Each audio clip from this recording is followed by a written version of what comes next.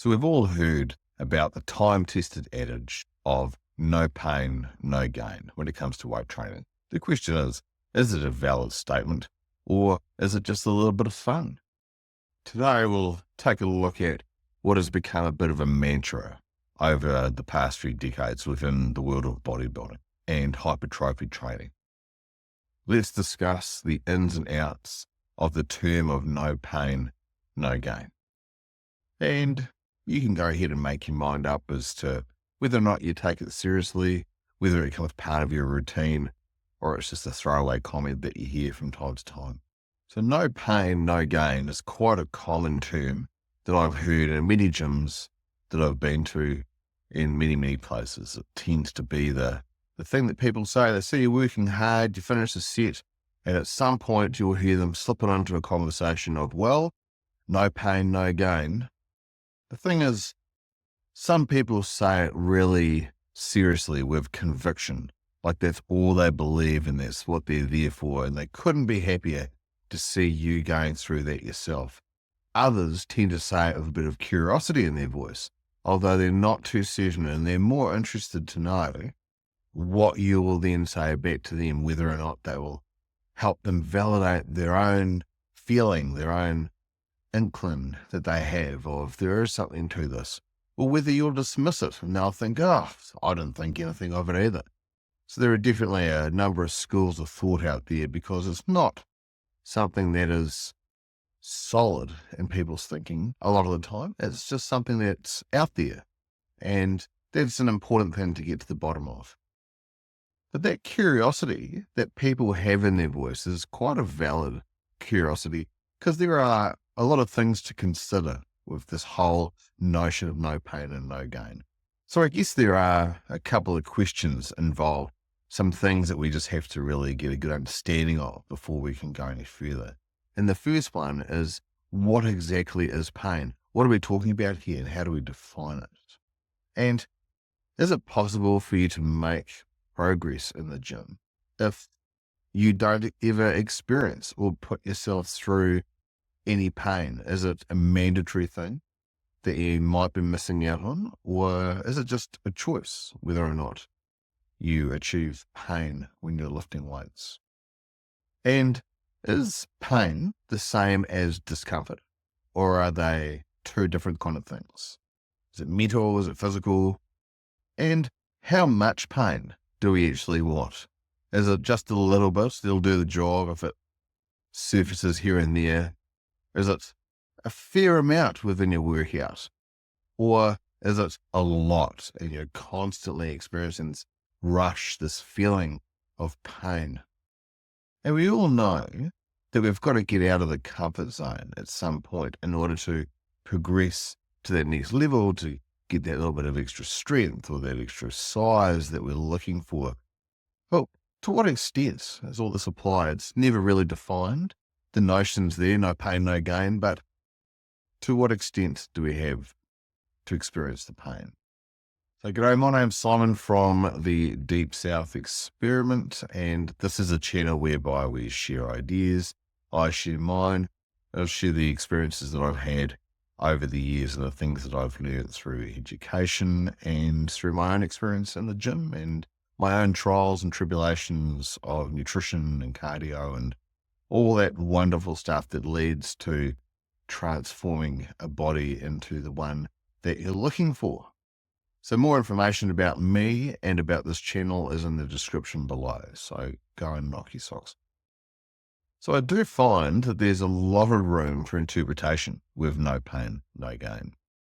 Does it refer to the difficulty that you're going through?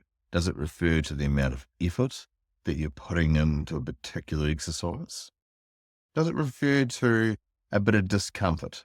You can tolerate it, but you'd rather not have it, but you know you've got to have it, so you do it and you're okay with it.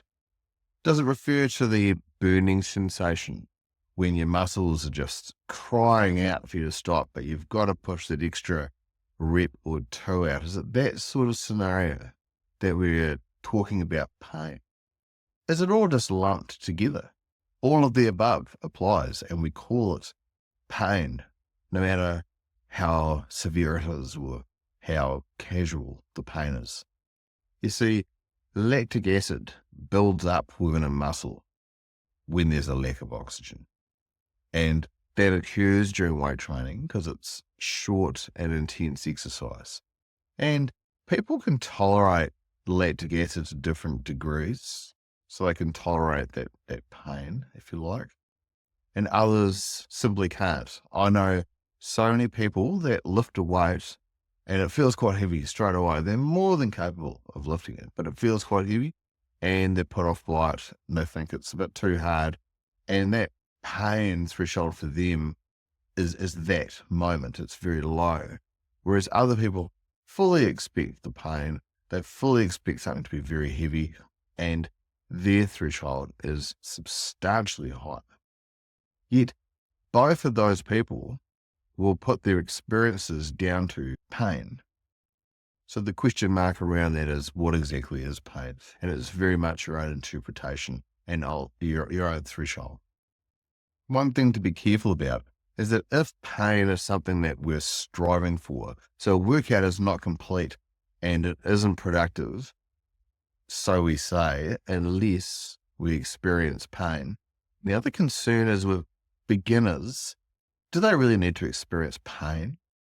Now, when you are first starting your journey in weight training, you make so many adaptations so fast, so many neurological, so the connection between your brain and the muscle and the access that your brain has to all the muscle fibers and the ability to produce that strength, that pain arguably isn't necessary at that point. But if a beginner is being put through pain, then it's likely to make them uncomfortable. It's probably going to be quite unsustainable. And they're not going to be having fun unless they have a certain mentality, which not everyone has, or very few people do, especially beginners. And going back to people and their thresholds, there are many, many different interpretations as to what pain is and the point at which people experience that pain. So that's always going to be accounted for rather than just a blanket term of no pain, no gain. And many people have very long-term, long-held beliefs about pain and how necessary it is. And so it's very hard to get people to sort of snap out of that mentality to consider new information, unless they have a very open mind about it. You're probably going to get people saying, look, I've been experiencing no pain, no gain for 20 years, and that's just the way it is. So that lactic acid buildup that you experience when your muscles are working pretty hard, people produce different amounts of lactic acid, and people can tolerate different amounts of lactic acid. So therefore, the pain associated with that can differ from individual to individual. It all depends on how advanced someone is in their training, how fit they are at what they're doing. And discomfort. I've always thought of discomfort as a good sign. Scientifically, there's a question mark over it. But if I'm experiencing discomfort and muscle soreness, then I generally tend to think that I'm on the right tracks. And it's a good measuring stick, especially if it's a frequently used measuring stick and you've got something to compare it to from one workout to the next. And so pain can also be like shooting sensations from your nervous system when you're working out, which is probably a very bad thing. Or that muscular connection with the tendons. You feel a bit tight, so it's not quite feeling as it is, and your joints feel a little rough. All of that pointing towards injury. So pain in that respect is not something of how productive have I been and how much weight have I actually shifted. It's more of an important issue of things aren't quite right, and you probably need to just down tools and take care of yourself, have some therapy and so forth, physical therapy, get a nice little sports massage and just, let yourself relax and rest. And just remember, you don't need to go at 100% every single workout. You're giving it your all every single workout. It'll drain you in time. There are times when you'll do a little better than others, but those other times aren't a waste of time. They're still very productive. But it's like peaks and troughs all the time. Some days you'll be really eager to go. Everything's right. Hydration's good. Your mental state's great. Your kid isn't annoying you. You know, all that sort of stuff falls in place. Maybe it's been a good day at work and away you go. But in other times, it's just a matter of getting through it.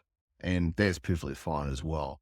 So long as you're just putting the effort in and you're progressing. You don't need to feel that pain all the time. Because if you do feel pain every single time and you keep pushing through every single workout, then the chances are you're leading into overtraining. And overtraining is the state by which you're not progressing. And the best thing to do there is give yourself a rest, reset, and then get back at it after a while. And there is no harm and no pain, no gain, providing everything else is taken care of.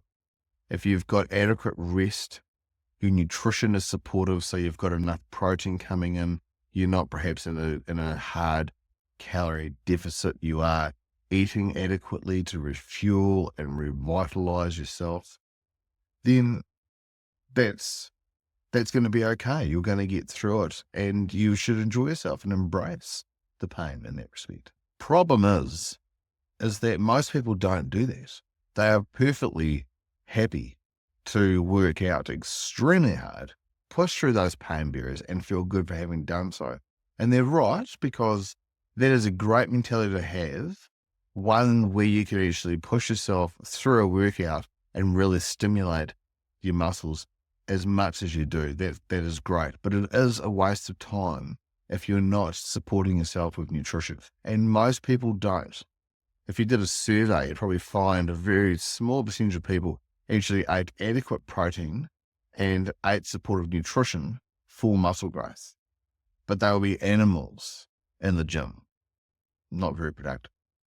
And another really interesting point is resistance training can be physiological pain. So your muscles, your tendons, your joints, etc., really start to feel like they're going through pain. And then there's the psychological pain too, of can I deal with this? Should I be doing this? Am I strong enough to get through it? One more rep this time compared to last time. This hurts like hell, but I'm going to go for another rep. Can I do it? Some people have the mentality that is really, really strong and they can push through most things. Other people sort of fall down at the first sign of a bit of pain. So you've really got to consider that there are so many different responses that so many people will give to pain, and you've got to find the level that's right for you. And I think most importantly, you've really got to think of the bigger picture here. Like if you're just in the moment on the day, then that's fair enough. That might be what you need. But if you look at the long-term picture, 5, 10, 20 years from now, where do you want to be? How do you want to look? How do you want to perform?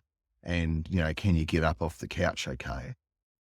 Compared to this little moment here, that's going to be pretty insignificant. This extra set or extra rep, is it really going to matter? Probably not. Are you opening yourself up for a bit of injury or to tweak something or something to go wrong in the next minute or two when you're doing this exercise? And if the answer is maybe, is it worthwhile? Long-term gain is always what you've got to think about. The short-term, in the moment situation. Can you deal without it? Will it be any harm? These are the things to think about. And then there's the effort required. If you are on exercise number 1 and you completely empty the tank, put yourself through so much pain, drain your resources, you're exhausted mentally, exhausted physically, then that will surely take away from exercises that are to come. Be it exercise 2, exercise 3, however many you've got planned. They're probably going to be scraping the barrel and getting the scraps, whereas the first exercise was where, you got your pump, you felt really good, and you felt like the Incredible Hulk for a wee while there. Now, if you do that, you've also got the question of muscle imbalances. So if you did that for many, many weeks or months, and the first exercise you're really strong on, and then the other ones you're kind of like, well, I did them the best I could, then you're going to create a muscle imbalance there. And that's not really something that you want to do, because you're going to have to rebalance them at some point or get some treatment when things start going wrong. And the other thing to be cautious of is what you're actually doing at the moment. What are your goals?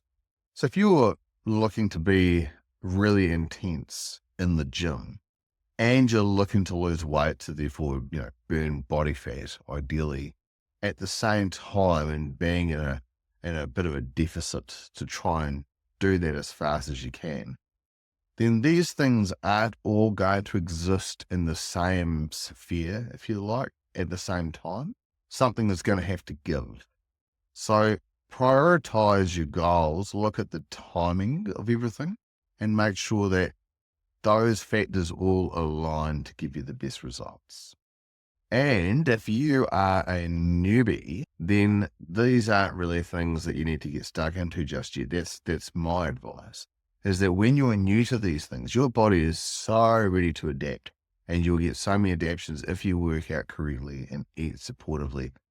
Those adaptations will happen pretty fast, and you don't need to venture into this whole no pain, no gain thing. Maybe later on down the line, once you've learned things like correct form and technique, and you've mastered the skill of these exercises, and you're no longer throwing your arms around. Instead, it's a solid exercise that you really have mastery and control over. But when you're a newbie in the gym for the first week, first month, first year, then you've got a lot of other things to really get right and concentrate on. So going back to a couple of the questions, I guess, at the beginning, just to sort of sum all this up, all of my waffle, I guess, is that pain is different for everyone. Everyone has a different threshold for pain, and everyone has a different ability to push through it and to get where they want to go and to do what they want to do. They can push through it with some limitations. Other people are limited straight away. So what is pain? What does it mean for you? It's very much an individual thing.